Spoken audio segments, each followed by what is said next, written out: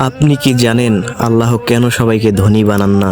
একবার মুসা আলাইহিস সালাম রাস্তার পাশ দিয়ে কোথাও যাচ্ছিলেন। তিনি দেখলেন অত্যন্ত দরিদ্র ব্যক্তি বালির ভিতর শরীর ডুবিয়ে বসে আছে।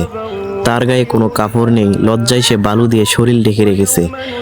লোকটি হযরত মুসা আলাইহিস সালামকে দেখে আর্তনাদ করে বলল, হে আল্লাহর নবী, আমার জন্য একটু দোয়া করুন। আল্লাহ যেন অন্তত আমাকে বেঁচে থাকার জন্য সামান্য কিছু রিজিক দান করেন। অভাবের তাড়নায় আমি আর বাঁচতে পারছি না। ফকিরের করুণ অবস্থা দেখে মুসা আলাইহিস সালাম এর দয়া হলো।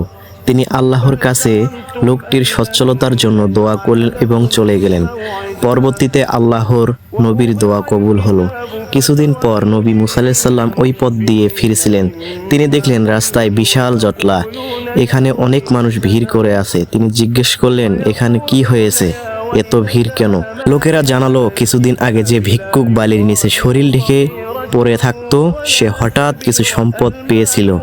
টাকা পেয়ে সে মদ খেয়ে মাতাল হয়েছে। এরপর মাতলামি করতে গিয়ে ঝগড়া করে এক ব্যক্তিকে হত্যা করেছে। এখন তার মৃত্যুদণ্ড কার্যকর করার জন্য প্রস্তুতি চলছে। হযরত মুসা আলাইহিস সালাম আল্লাহর প্রজ্ঞার স্বীকারোক্তি দিলেন এবং নিজের আবদারের জন্য ইস্তেগফার পড়লেন।